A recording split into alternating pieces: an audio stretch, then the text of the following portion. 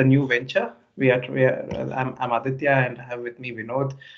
We have been friends in college, and what made us friends is our shared love for cricket. And this is a new podcast that we're trying to start. And today we're going to talk about the recently concluded Australia series and a fantastic victory for India, wasn't it, Vinodh? It Uh, it definitely was. I have always been wanting India to win in Australia, in a Test series. This never happened before, so it was one of the greatest achievements by the Indian team. But we'll have to get into the specifics of how important was this victory, or how difficult was it compared to the other tours and everything. But as such, I'm really happy to see India yeah, winning a Test series in Australia. Yeah, from a historical point of view, this was actually fantastic. I mean, even if you consider that Warner and Smith were away, but I mean, they were playing at their home, and I mean, usually, I don't think that's really an excuse because the great Australian victory that came in 2004 in India, which all Australians talk about with so much pride, one has to remember that Tendulkar was not available for a major part of the tour. So, if the absence of Smith and Warner can cause a defeat at home, then it begs more serious questions for Australia. So I'm not really sure that losing Smith and Warner is a big thing, and is like such a big thing that it can take away credit from this victory. Yeah, I think more has to do with the batting quality of the current Australian Test team. I think they were over reliant on Smith and Warner for a long time. And that really showed in the recent series. Kavaja has had a go-to batsman for an entire series. So I think that's what caused this batting collapses every now and then for Australia. Yeah, I mean, the thing was, if you notice the Ashes, I think Usman Khwaja played pretty well in the Ashes. You had Sean Marsh and Mitchell Marsh scoring runs in the Ashes, but I think one of the things that held them together was the fact that Smith was there, and I think without the glue, none of them were able to step up to become the senior batter, which was the need of the hour for them. I mean, Yeah. um, But if you look at the Ashes series as such, Sean Marsh and Kawaja started scoring in the third and fourth games of the series. The first two games were actually a lot more competitive than the rest of the series, and it was Smith that made the difference in the first game, I think, and then Warner in yeah, one of the other. So yeah. they So they put in the belief that you can dominate England and put in these batting performances, and then Kawaja and Marsh and Mitchell Marsh, all of these guys kick in. So when you're left with just these guys, I think they were found wanting, especially against a quality attack from India. Yeah, that's a great point. I mean, that brings me to the first test of the series at Adelaide. We'll talk about India's batting performance in the first innings and the way Pujara resurrected after a really bad show in the first session.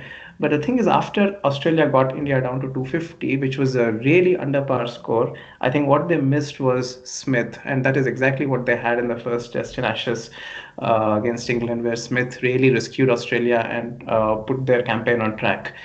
Here, I think they really missed a huge opportunity by not taking a big first innings lead after restricting India on day one for just 250. That's exactly true. So if Smith had been there and they had got a 70 or 80 run lead in the first game, they would have definitely won it because I think the deficit was only 30 odd, right, in the end. So that Yeah, was a big moment. They had to take a 70, 80 run lead in the first test, and that didn't happen because of the quality of the batters they've got at this point. yeah. I mean that is kind of true. I mean, I think so. There was some talk, I think, about the fact that Australia missed an opportunity by not bowling out India for less than 200. But I think 250 on that track was an extremely good effort by the bowlers on the first day, with a lot of help from the Indian batsmen, who I Yep. think played Yeah, it extremely was responsible. first session. Yeah, I think the shots were extremely responsible in the first session, Yeah. uh, and I think that kind of brought Australia right in front. And then I think India were quite lucky that the Australian batting unfolded the way it did in the first innings, and that kind of gave India the window of opportunity. And from there, it was almost uphill for India. Yep. So let's talk about the first innings now. When India were 41 for 4, I think, at one Yep. stage, and then Rohit Sharma came in, and then he played. Uh, some extremely attractive shots like he always does. Then he hit line for a six, then he tried again and he got out. And then we were around 120 for six. At that stage, did you give up hope that India could win this I test? thought Or India was going to be bowled out for 170 or 180, and I woke up to 250 for nine. I was quite surprised. And then I think Pujara has apparently done this in Ranji Trophy games as well, batting with the tail and really increasing the scoring rate when you're batting with the tail. So that's something interesting because he did the same thing against England at Southampton, and he's done it again against Australia in Adelaide. Because it's quite an interesting thing.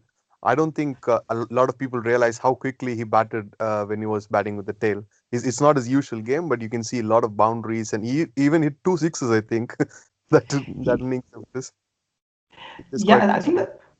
I think the thing with Pujara is I think he's kind of stereotyped into a very defensive batsman in the mold of, say, like people like to think of him as Gavaskar or Boycott type of batsman, but I don't think he is that. I mean, the thing is, even his technique is pretty unconventional, which is not a textbook technique. I mean, he has an extremely, I mean, I'm not qualified enough to talk about batting, but he has an extremely strong bottom hand, and this is not exactly the technique that is kind of taught in cricketing schools, traditional cricketing schools.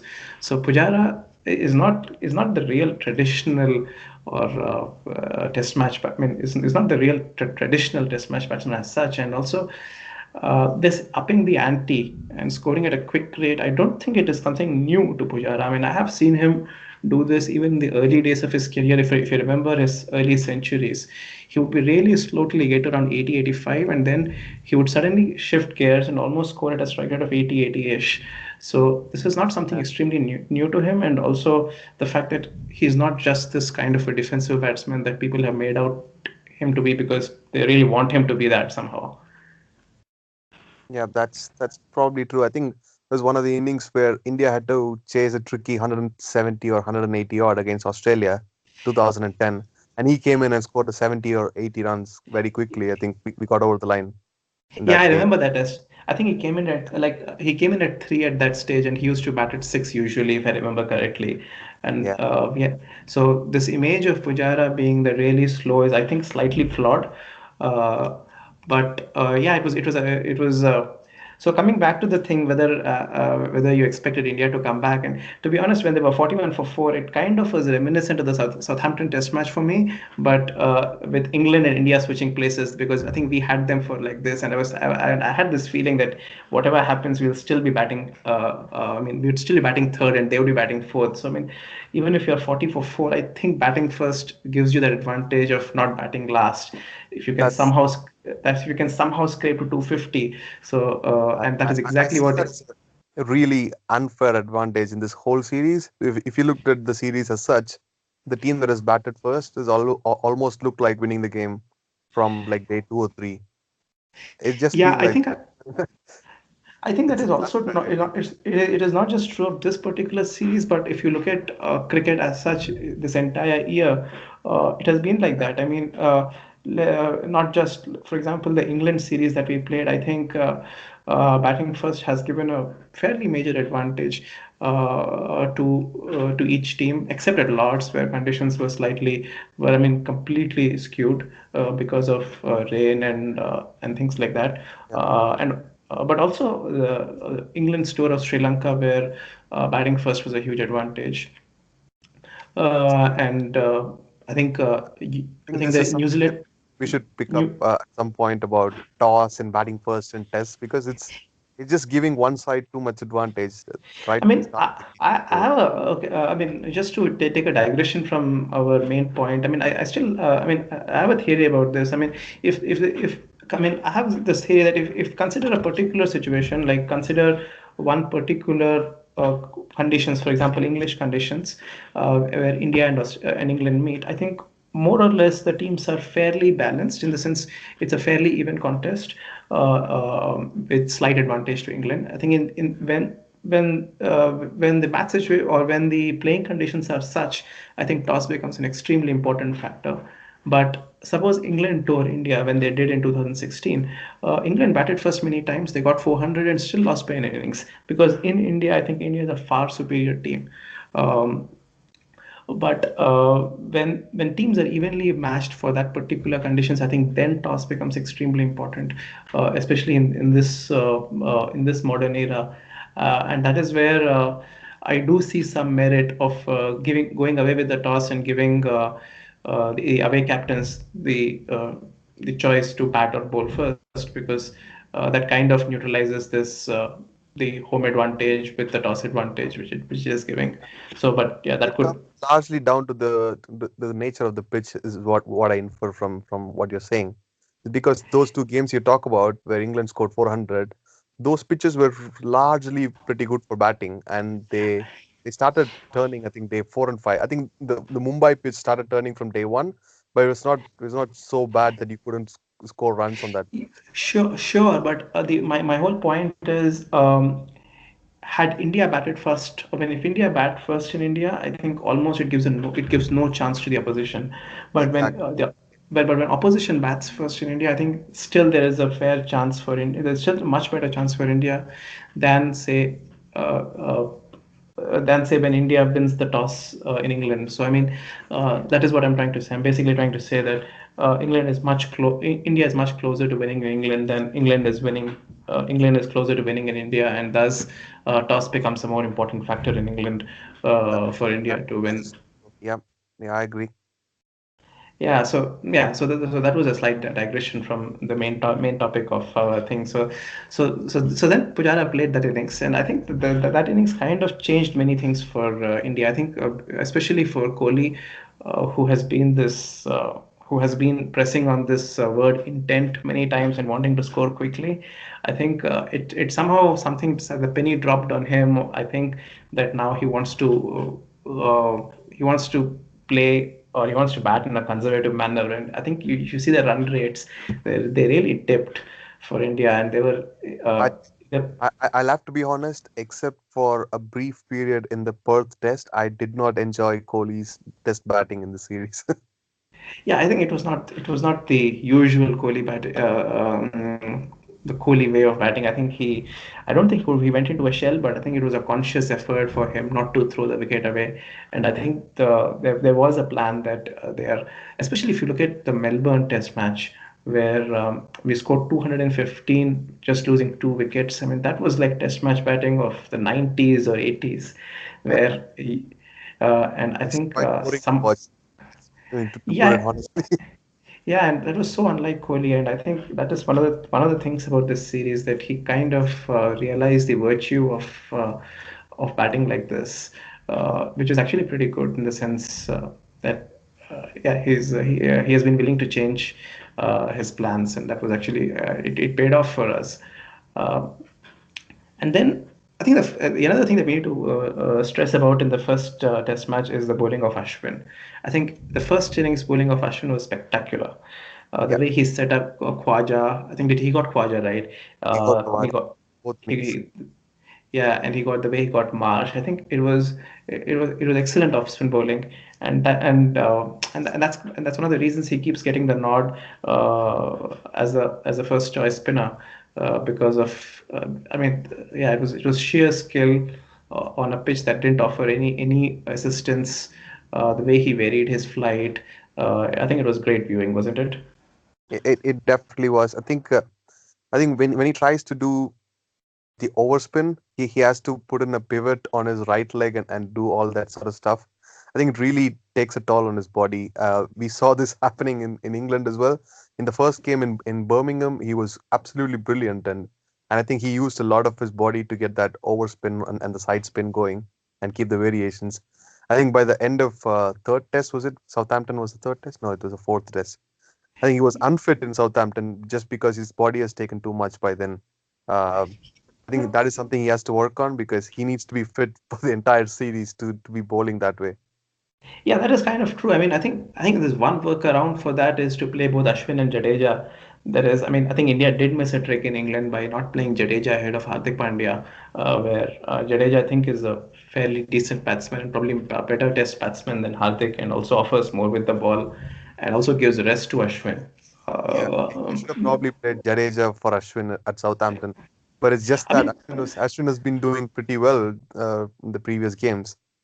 I mean, Um, Oh, he was I so mean, I was suggesting just picking Jadeja as the all-rounder and using him as I mean playing five bowlers, but not Hardik, but Ashwin Jadeja and the three seamers. I think that would have yeah, been pretty I think good throw. would have been a tough choice at Southampton after a 5-4 that Hardik got at Trent Bridge.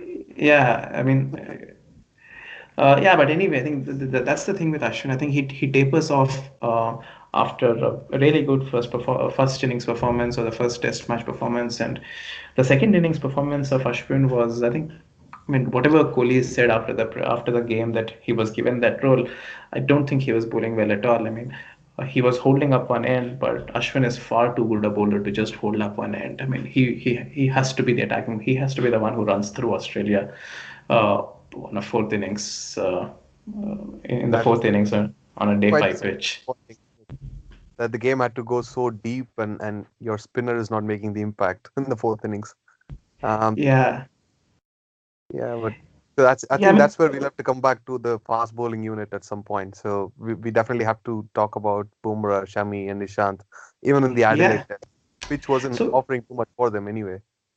yeah, boom. I mean, like the person we have to talk about is Bumrah. I think when he made his debut in South Africa, I think most of us, including me, thought it was a bad decision. There were articles in Crick Info, and I think for all the selection mistakes that Kohli did, I think trying out Bumrah is I think is probably is a stroke good enough to like overshadow all the mistakes he did. Yeah, I mean, I wasn't surprised with Bumrah's selection in Cape Town, to be honest, because there's this channel called Extra Time that shows you all the training sessions of the guys before the test match. And I was watching those training sessions, and Bumrah was bowling to Kohli, and he was bowling to all the other batsmen as well, and he was beating them consistently on the outside edge just before the Cape Town test match. And then I thought there is a big chance that Bumrah might play, and he did. And I wasn't expecting him to turn out to be this way by the end of the year, but I wasn't surprised that he got a nod in Cape Town. But it's just amazing to see his journey in just 1 year. He looks like the prime bowler in test matches for India by the end of the Yeah, I year. mean, yeah, that is true. I mean, he would walk into most World 11s right now for all three formats. And I think, yeah, I mean, I think the one of the things that I really admire about him, I think, is how quickly he learns what lengths to bowl.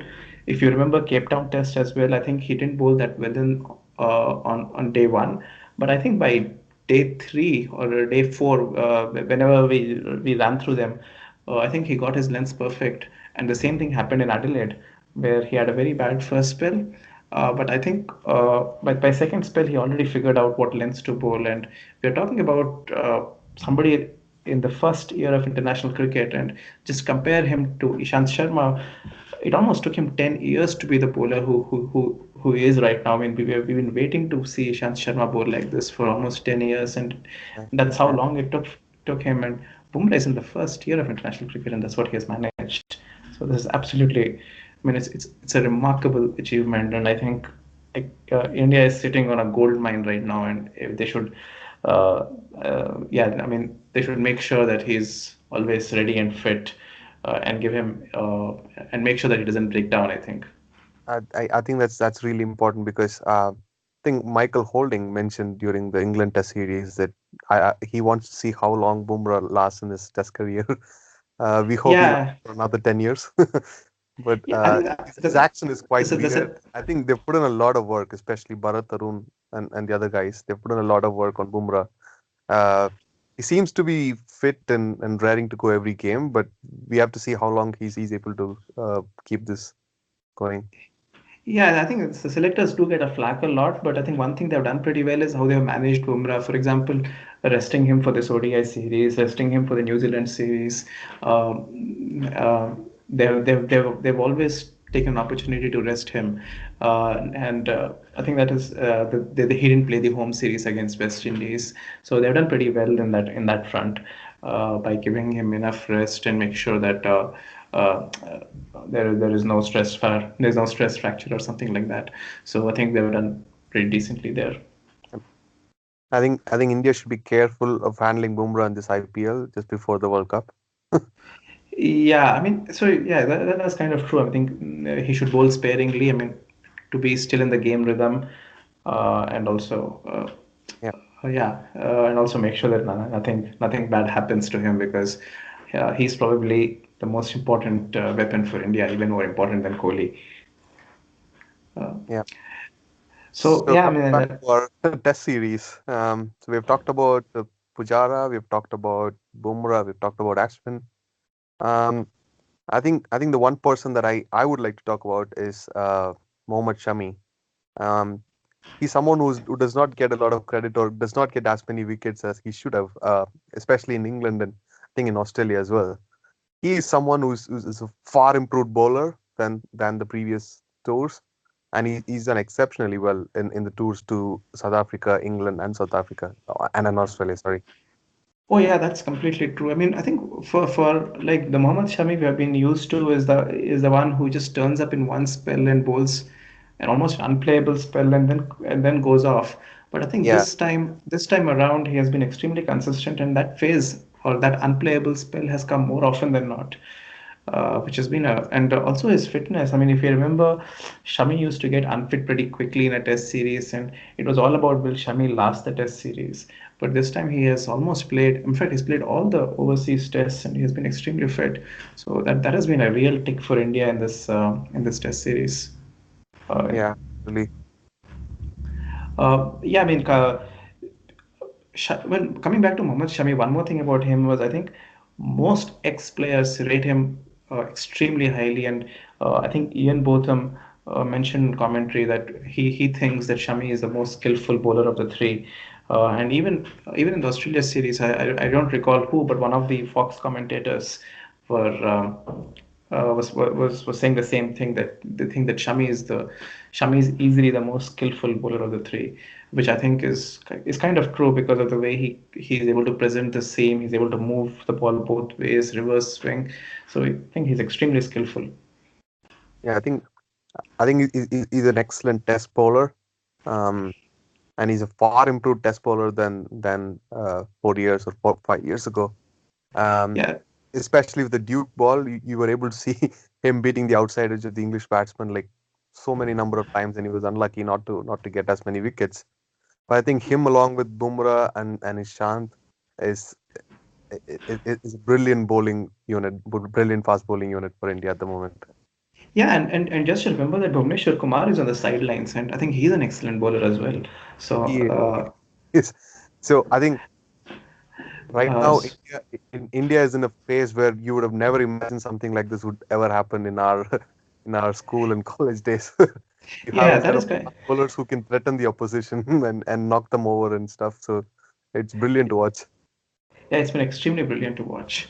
And that comes to the Perth Test match, where we picked Umesh Yadav ahead of Bhuvneshwar Kumar, and many felt that that was kind of another selection mistake, quote unquote selection mistake from Kohli. Was it that bad a move from Kohli, or was it a move that just didn't work out? I think Bhuvaneshwar Kumar should have played because I mean I do rate Bhuvaneshwar Kumar highly as a bowler, but I think if you're looking at Shami, Ishant, and Bumrah as the three fast bowlers, most of the games they would get the first pick and not Bhuvaneshwar Kumar. But if you're going to play a fourth seamer, I think it should be Bhuvaneshwar Kumar, especially on pitches where you think there's going to be a green top, moisture, and there's going to be initial swing and everything. He should open the bowling probably with Ishant because that's where he's the most dangerous. I think the Perth pitch was quite down, if I'm not wrong. Not really Johannesburg. It had the seam movement on day one, and with the new ball, it was quite tricky to play on. So Bhuvaneshwar Kumar would have really made a difference there. Umesh Yadav is a real quality fast bowler, but not in those conditions. So I think he's really good at home conditions and reverse swing and all the other stuff. But if you're looking at four fast bowlers for that game, it should have been Bhuvaneshwar Kumar. Yeah, I mean, it should have been Bhuvneshwar Kumar or Jadeja, one of them. I mean, Umesh Yadav, I think Kohli picked him because of his performance against West Indies. But at home, he's a different bowler. I think Umesh Yadav really likes these uh, slow, abrasive wickets where the ball will start reversing, and then he can get his reverse swinging full length deliveries in. But I think on helpful conditions, I think on most times he kind of loses his line and length. and sprays around, and that's what happened on day one. And I think that kind of set the tone for Australia, and it resulted in two things basically. One is Kohli had to overbowl Vihari, which he was not used to, and then he also went for runs despite getting a few wickets, which probably wouldn't have happened if he had played Jadeja or Bhuvneshwar. So it was a costly mistake that he made. And I think India lost the test match on day one. Basically, that partnership of Harris with Finch till lunch was where the game was kind of sealed for Australia. Yeah, I think I lost you a bit there, but I really enjoyed that phase of the game in the Perth Test as well. I think from a batting perspective, that was I think the best phase of the game, wasn't it? Yeah, from an Indian point of view, I think the best phase of the game. I mean, I rate the day two of the Perth Test match as the best phase I of I do this. too. The batting from Rahane, especially when he came in and Yeah, he had I this mean, shot thing going at him and yeah, he I mean, had this. that was kind of my favorite. I mean, if I had to pick one day from the entire Test series, it has to be day two of the Perth Test, where we were 8-4-2. Kohli comes in with Pujara, and then it was Test match batting of the highest class. I mean, it was. I think Cummins was bowling a fantastic spell there, and Kohli and Pujara just kept leaving him. It was not as if they were getting beaten all the time, but they were. But I think it was extremely good defensive batting from them, and it was extremely unlucky that Pujara got out the way he did, strangled down the leg side, and then Rahane came, and then he kind of upped the ante a little bit by taking a few risks. But once he settled down, I think again it was Test match batting of of the very highest class. So I think yeah, that was clearly the most impressive day of the Yeah, series for India in terms of. I agree. That was one of my favorite days of the series as well, along with the day when Bumrah ran through Australia and Melbourne. That's true. That is true. I think, and also this innings from Kohli, this 120 or 123. I think again, this is easily the best innings he played in this entire in this entire overseas tour. I mean, one could turn around and talk about the Birmingham innings, which is true, which is another exceptional innings. But I think the only thing that I would put against that innings, there were a couple of drop catches that were there. David Malan slipped him. David Malan dropped him twice. But here, this was a chanceless innings on a very difficult surface against some real high quality bowling. So this has to be one of his best overseas knocks, and it's a real shame that this came in a losing cause like the Birmingham 100. I agree. I think the Perth 100 was one of his best in the year, and probably I'll put the Trent Bridge 100 as well along with that list. So the Trent Bridge 100, Birmingham, and the 100 in at Perth. Yeah, yeah. I mean, uh, yeah, I think Birmingham. I think if I had to pick 100 from the England series, it has to be Birmingham. It has to be Uh, Birmingham, but uh, I think he didn't get 100 right in the first innings at Trent Bridge. Okay, it was a 97. He it got was the out to 90s. yeah. I think He I was got it. talking about that innings, not the Yeah, second innings. yeah. The second innings, the conditions had eased out Yeah. I was of. talking about the partnership with Rahane, and I thought he got Yeah, 100. I think it was three shot. You got out to he was. Rashid. Talking about that He. innings. Yeah, yeah, yeah. I think after we conceded the lead in Perth, I think the game was extremely difficult. It was always a catching up game that we played, and despite the great effort from Shami in the after lunch, I think 280 was never a target that we could chase. And Yeah. I think after the Perth Test match, the two Test matches, although India won one of them, I think probably it was one of the most boring Test matches that we would see. Nothing like the first two. Uh, I Uh, I agree. I think the Melbourne Test was the boring Test match of the series. Even the Sydney one was quite good to watch because the run flowing was. I think the flow of runs was quite good in Sydney, and the run rate was quite high for both teams. But I think the Melbourne Test match was by far the most boring Test match of the series. yeah, I mean, had it not been for that Bumrah spell, I think it would have been, yeah, it would have been as bad as that Ashes Test match at Melbourne. Uh, And also Bumrah was, of course, I mean, Indian bowling was helped by the fact that Australian batting has been extremely poor. So I think that just saved the curator a bit. Uh,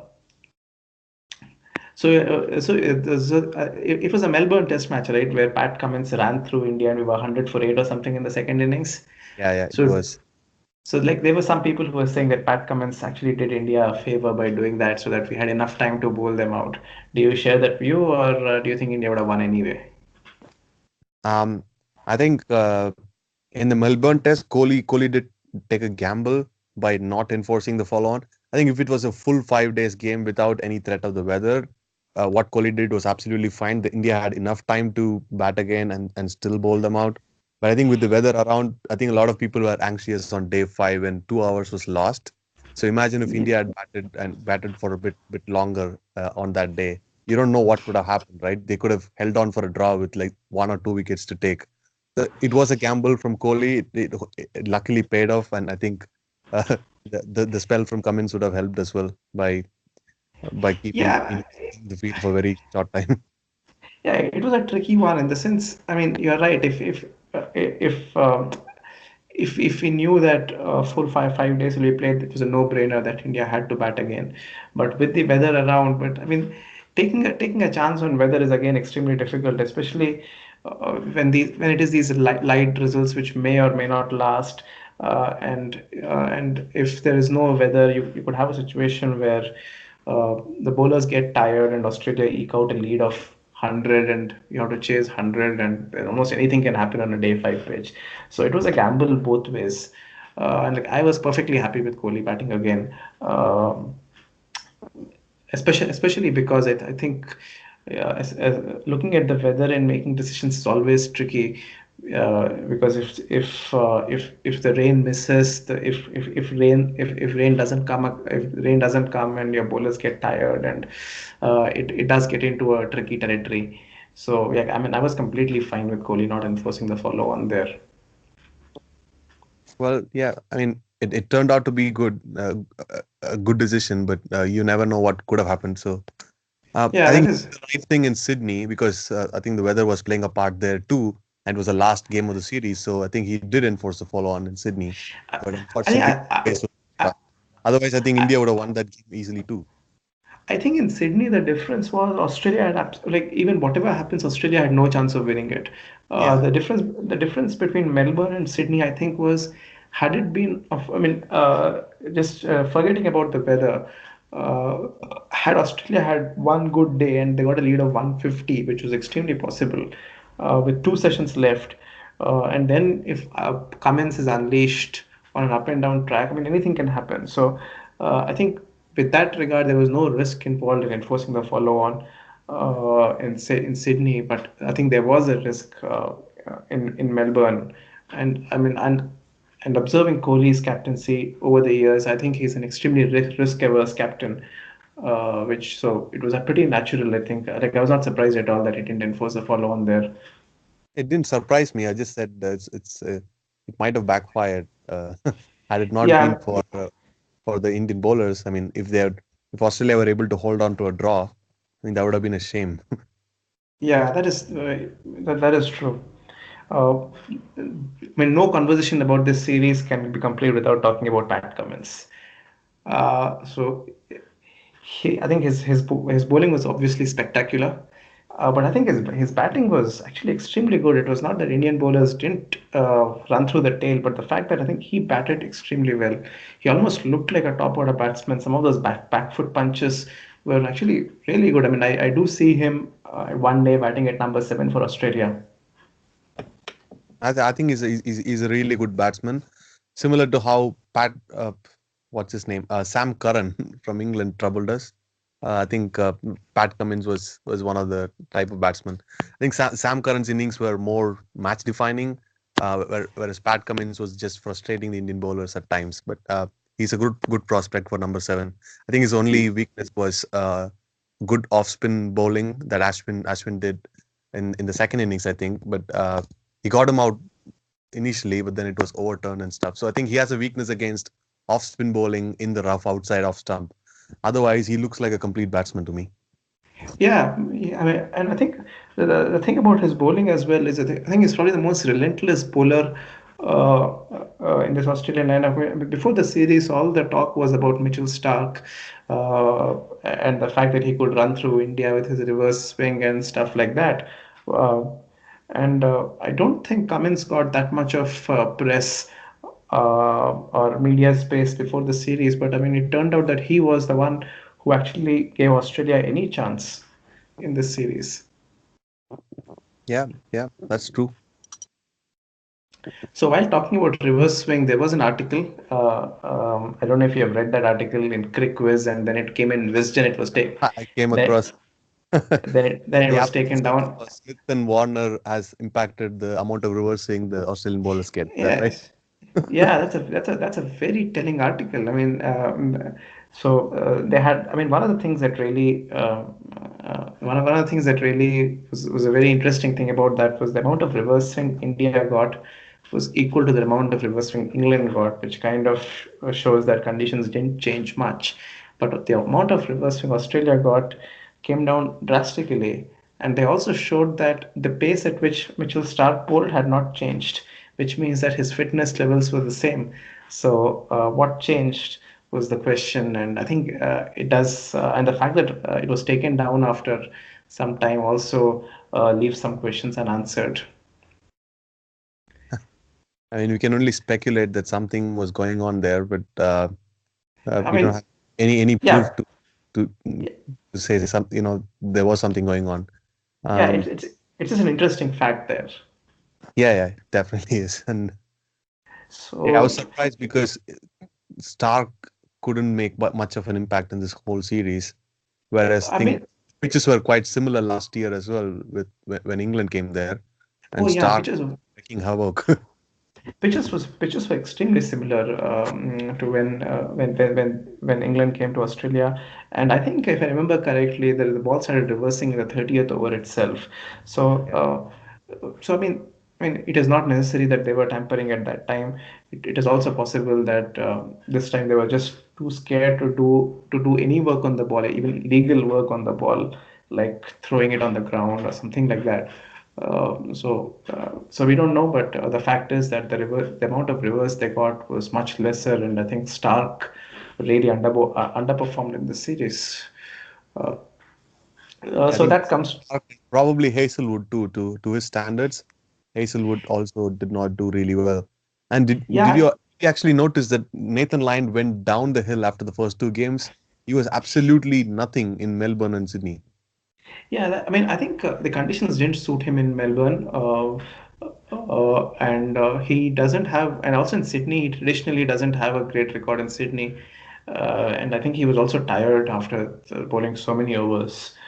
Uh, He uh, just looked absolutely non-threatening. If you looked at his spells in game one and two, he was really threatening whenever he came on. He seemed like he was going to pick up two, three wickets in that spell. He never yeah, looked that's that in Melbourne and Sydney. Yeah, that's kind of true. And actually, one of the points that we should have discussed, we missed, was Pujara's batting against Lyon. I think that was probably one of the best uh, batting against spin that we have seen, wasn't it? It definitely was. I think using his feet and then prodding his leg in front and frustrating Lion and making him drop short and pulling him to the leg side, cutting him on the offside was absolutely brilliant from Pujara. Yeah, I mean, that was like a Cummins versus Kohli was a great battle to see, which I think Cummins kind of won.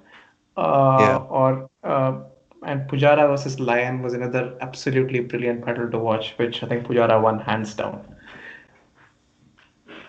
totally. Yep. So that comes to the final topic of our podcast, and which is kind of historically looking at all the great wins. And so one of the things that I saw an interview of Pujara with I think Boria Mazumdar or no, with Gaurav Kalra actually, where he actually said that he found the conditions in India more challenging to bat. That is when Australia came here last year, than in Australia. And actually, I kind of agree with him in the sense that the test victory at Bangalore and the test victory at Dharmshala were, I think, extremely high were extremely high points of Indian Test cricket. And if you just look at those games in isolation and forget about all this hoopla about overseas victories and these Sena victories. I think in just in terms of cricketing skill, I think Bangalore and Dharmshala should be should be right up there and even above MCG victory. What do you think about those wins? I think I think the Bangalore Test match was one of the most emotionally draining Test matches for me in the last 6 or 7 years. Um, the reason was you're coming down to Bangalore after a defeat in Pune, which is completely unexpected of an Indian team at home. And then in the first innings, you get bowled out for 190, and Nathan Lyon takes an eight for. Your immediate reactions are, okay, India is going to lose this Test match, and India is no more a good team at home too. So to come back after conceding an 87 run lead. I think there was a partnership between Pujara and Rahane in the second innings that actually set up the game, if I'm not wrong. Yeah, that's It, correct. it was a wonderful test match in the end. And I think Ashwin got a 5 for in the second, and the emotions that you could even see on the player's face after the victory was outstanding. And even the Dharamshala test was I think that's the first test for Kuldeep Yadav, if I'm not wrong. And Kohli did not play. Rahane was the captain, I guess. Um, that was an amazing test match as well. Uh, I don't know if it was Kumble's decision or Rahane's decision to hand Kuldeep Yadav the test debut, but the way he bowled in the first innings was outstanding. And I think they were 130 odd for one. I was looking at a 350 for three kind of a day, but then they could only score up to 300, I think, in the first innings. Yeah, they just scored 300, and I mean I think that the Dharmshala win has to be one of the real high points of Indian Test cricket as well because I mean you have India's best player injured, the best batsman for India injured, and whom do they replace him with? A debutant. I mean that was fantastic, and it pays off. I mean so this was I mean just because that was at home, it doesn't get that much credit, and I agree with you on the Bangalore win. And one person, I think, was it KL Rahul who played a magnificent 90 on Yeah, the in the first inning. first. Yeah, he did, and he got a 50 in the second innings as well. He was very consistent in that series. I mean, I think Rahul has been an enigma. I think people have been. I mean, I have read a lot in social media. Just again, a digression from this about KL Rahul, where people have said that he's just an IPL wonder, and people have been repping him since the IPL, but that is not true. I think he played some exceptionally good innings in the Test level, and I think his technique has been off since. For example, I think that Australia series where conditions were extremely difficult to bat in. I think he played brilliantly. Uh, it's and I think I mean I don't know what exactly has happened with his technique, but I think or is it? his Yeah, go technique is ahead. naturally not suited for English conditions. I think it's a valid point as well because of the way he plants his front foot and then plays around his pads is not suited for English conditions. But I was very surprised that KL Rahul failed in Australia too. I think it has to do with nerves and the confidence levels and all that sort of stuff because you've seen him play really well in Australia. I think he got his first Test century in Sydney last time when India were here. Um, and then like you mentioned, the home series against Australia, he got six consecutive half centuries in a Test series that was really difficult for batsmen. So I think he's definitely not an IPL wonder. His Test game was really good. I don't know what's happened to him or what's going on inside his head. He just seems nervous when he comes out to bat. You don't feel that he's going to last for 10 deliveries. So Yeah, something has changed, and I think it's only him who can answer that, and he has to work on his game and come back stronger. I think, yeah. I mean, but I he's think really like not an IPL. it was a real surprise in the sense he had a magnificent IPL, then he played a great T20 innings against England. He had a pretty decent T20 series. Then he was picked at number four for India in ODIs, which I think, and he has never been given a good run in ODIs. He has just played 13 one-day internationals. Uh, he got one bad score and he was dropped for the third ODI, and then since then it has been kind of downhill for him. Yeah, Uh, I think I think Indian cricket is losing a potentially great batsman. yeah, I Hopefully completely agree with you. comes back stronger. But right now, I think the opening combination would be sealed once Prithvi Shaw comes back. Mayank Agarwal has played really well in the last two games. So I Yeah, I think think Mayank Agarwal and Prithvi Shaw will be the way to go. but KL Rahul shouldn't be completely excluded from the selection area. So he should get his chance if he starts playing well in the domestic games and stuff. I hope he comes Yeah, back to his team because he's such a class player to lose out. that's completely true. If he has to, I mean, he has to have a real good season for Karnataka next in the next Ranji Trophy season. Actually, like Karnataka made it to the semis, and had it not been for all this Karan Johar controversy, he might have been playing the semi-final. So yeah, Okay. so which is a real pity. So yeah, talking about, so we were discussing the home series win and the 2-1 victory, which was probably one of the one of the fantastic Test series wins that we had. I think this one in a historical context is it does rank higher because we've never won in Australia, Yeah. I but mean, but if you want to do it this way, right? In the 21st century, what are the India Australia Test series, according to you, was the most toughest in terms of Australia as an opposition? for me the 2001 series has to be the toughest. Uh, Despite the fact that we played 2004 in Australia, 2003 was the most difficult series. 2001 was the most difficult series because we had lost Kumble to an injury, and he was our talisman bowler. We had almost a debut, like almost a rookie in Harbhajan who was replacing him, and it was the best Australian side going around. They blew us in Mumbai, so that has to be the best series. That has to be the most difficult series India played uh, uh, in against Australia. I tend to agree, but then I would slightly rate the 2004 home series against Australia.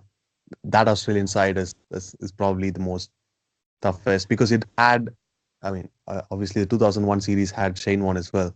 Then I think the batting lineup in 2004 was a lot more dominating than the 2001-2 series, I would think, for Oh Australia. yeah, oh yeah. I think Clark came in that series and he Yeah. played really well. I think he got 100 at Bangalore.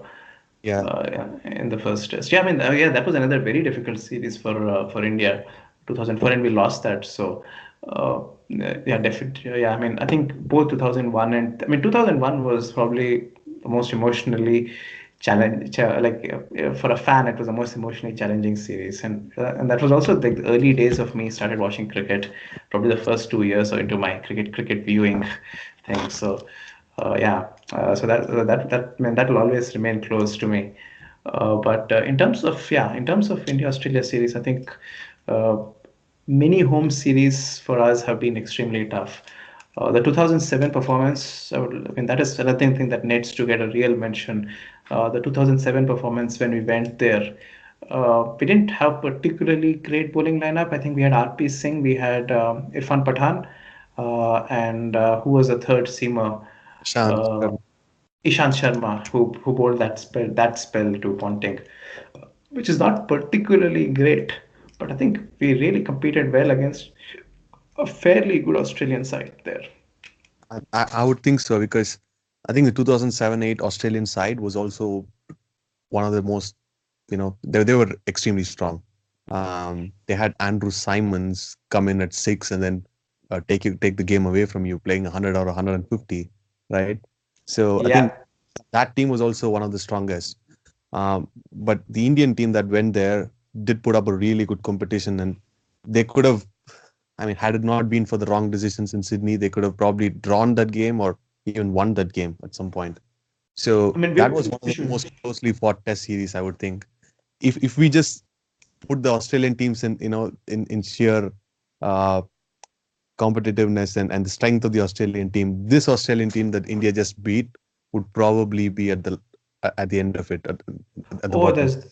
there's no doubt about it. I think that I mean, like if you talk about India's great performances in Australia, I think the 2007 performance would probably even rank higher than this victory, even though this is a victory, just Yes. because how good that team was, and also like we didn't our resources were fairly limited in terms of bowling. Um, we Yeah. didn't have we didn't have the kind of bowling that we had, and then we won, and that Perth win was spectacular. So yeah, I mean, I think so that was a good that and the 2004 series, which is the one where we came close. to winning had it not been for Steve Waugh in the final innings. That was another uh, very good performance.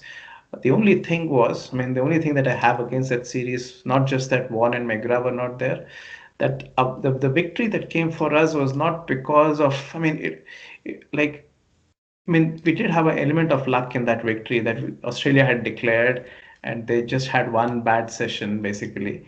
Yeah, Uh, I think Agarkar got 6 wickets in the second innings. If Australia yeah, had not collapsed, India wouldn't have won that game, and they probably would have lost the series as usual. yeah. So it was a very good batting performance from India in that series, but I think bowling was still way under par, and it was just that one spell that Agarkar bowled, and that just one session where Australia collapsed that gave India that victory. And 2004 series, although it was the first time we drew a series in Australia after a long time, that doesn't rank so high in my book compared to the other India Australia series that we have had. I definitely agree with you. So I think as Uh, from the strength of the Australian team, 2004 and 2001 home series probably is right at the top. And then probably the 2007-8 away series that we had to play in Australia. This one would yeah, be at the bottom of the list, but nevertheless, like you said, it's it's once in a blue moon thing. So it's the first time India is winning in yeah, Australia. So it's a that is moment to kind check. of. I mean, in terms of sheer standard of cricket or the thing, I think the home series that we won was probably more challenging than this one at certain points of time. I mean, the pitches were more challenging Yeah, almost throughout. And also that innings at Ranchi that Pujara played, I think he really saved the day. We could have been 2-1 down had it not been for that innings. yeah, I agree. So that So was a really exciting series to watch every game. But this series, probably the first 2 games, the next two was not really good to watch, to be honest. yeah, I completely agree with you. I think I mean the fact that like so this is where so there was an I don't know if you've come across this article. There was an article in Cricket Next by Siddharth Vaidyanathan, and he talked about the fact that why having this Sena filter, South Africa, England, New Zealand, Australia is not really a good thing and doesn't really reflect anything. And I completely agree with him in that regard because many of the great innings that come at home are kind of discounted just because they are not in Sena. And for example, I mean, one thing I can really talk about, one thing we can really see is the 100 that Rishabh Pant got finally in the final test match at Sydney. The conditions there were far easier, for example, than the 90 KL Rahul got at Bangalore. But Rishabh Pant's innings will always be a Sena 100, but that will be just be a home innings. So that's kind of the problem with having the Sena filter. Yeah, yeah. I think what really goes missing in statistics and these sort of things is how difficult was it to score runs during that period of time whenever a batsman does it. I think that's something we should probably look at and include in the cricketing context. I don't know if it can be done statistically with a new type of indicator or stuff, but I think it has to come into the game. There are lots of easy 50s and easy hundreds that batsmen score, and then it still counts as something that they have done in South Africa, England, New Zealand, Australia. Uh, it never takes into account the level of difficulty that the batsman had scoring those runs. So for example, the century that Kohli scored at Perth was one of the most toughest, right? Because the conditions and the type of bowlers and everything, Yeah, it that is true. never comes into picture. Whereas probably the century from Pujara and Sydney is amongst the easiest, even though that's in Sydney. Having this Sena filter kind of puts everything in the same bracket, which is kind of weird. I mean, and things get even worse when, for example, you could have a great innings in Sri Lanka, and that will never be counted because that's not Sena, Yeah, many of the pitches in Australia are far easier to bat on than the pitches in, say, Sri Lanka or India, where we have ball spinning and up and like more up and down bounce. But I think Australian pitches are far truer in that sense. and some of the best conditions to bat in actually, and still they will be counted in Sena. So I completely agree with that article that he wrote, that kind of the Sena filter has to be taken with a pinch of salt always. Definitely. So coming to our last point in the podcast is, does this Indian team have the ability to dominate world cricket in tests? Well, I think they do. I mean, I think one of the things is any team which has a gun bowling attack, an extremely good bowling attack, will always have that potential. And I think we are having. I mean, we do have a great chance there because Bumrah is still extremely young and he's probably the biggest talent that we have. Kuldeep is pretty young and having a wrist spinner of that quality is great for any side. And then we have the likes of Shubman Gill coming, Prithvi Shaw coming, um, uh, KL Rahul. He might come back, and he's also pretty young. And the senior pros like Kohli and Rahane and Pujara are still in their early 30s. So there is definitely around 5 to 6 years of cricket left in them. So I think the next overseas tour, India has the potential to win all the series there. That is in the Test Championship coming up and the series that follow. Because with this bowling and if the batting is sorted, this team does have a potential to be a world beater. Yeah, I think the next time around, what would count as a better overseas performance for this team is winning in England and in South Africa. Oh yes, I think that is true. Winning the Uh, series, not just like we've never won a series in South Africa, I think. Um, yeah, I mean, South Africa could be our final frontier, in a sense. I mean, we have won. So in now India has Test series wins and ODI series wins everywhere in the world, but the only thing that we don't have is a Test series win in South Africa, and that I think we go there. I think in 2021 or 22, and I think that and I think this Indian team could aim to have won everything till then and then win in South Africa. I think it's still very difficult. I mean, I would extremely not. tough though. I mean, any team that visits South Africa is going to be extremely tough to win in South Africa. It's not just just the conditions and stuff. It's just that South African bowlers are really good at home, and so it's going to be tough. Let's see. So I mean, I think they have an extremely good bowling attack right now. Probably easily the best pace battery in the world going around with Rabada and this Olivier Stain. He's at the fag end, but still bowling pretty well. And Lungi and Kiri. So they have an extremely potent pace bowling attack. So I think that is definitely the toughest place to bat. There's no doubt about it. Mm. But I think India has the potential to actually dominate Test cricket, but I think it's still going to be extremely challenging to do that. The real challenge would be to maintain this bowling the way they have been doing, and then to actually fix up the batting, which has actually been quite poor.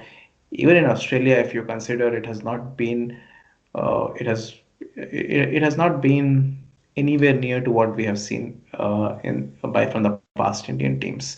So I I think think that would be the I think the current set of guys will have to aim as high as the Fab Four in batting a decade ago. yeah. I mean, just to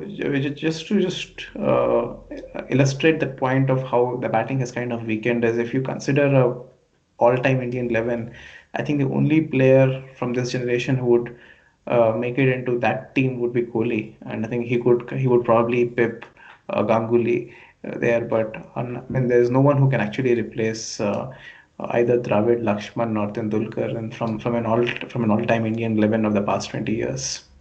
Even Sehwag, for that matter. Yeah, even Sehwag and at home Gambhir. So we have actually not found any replacements of quality anywhere near there in our batting. So that kind of so that is this so that is definitely the weak link for India. And yeah, I think going forward, all eyes would be on I think how likes of Shubman Gill, Prithvi Shaw, and Rishabh Pant perform at the Test level. And if they actually do well, I think this team does have a great chance to actually dominate Test cricket the way uh, Maybe not the way Australia did, but something in similar lines. I definitely agree. So I think this Yeah, was a really good podcast. Thanks, Aditya. So next time around, we should be probably looking at the ODI team and how we stack up for the World Cup and how other teams stack up for the World Cup. And we should talk about MS Dhoni. yeah. I think we have a lot of white ball cricket to discuss till the World Cup. And yeah, thanks a lot. Thanks a lot, Aditya. Bye.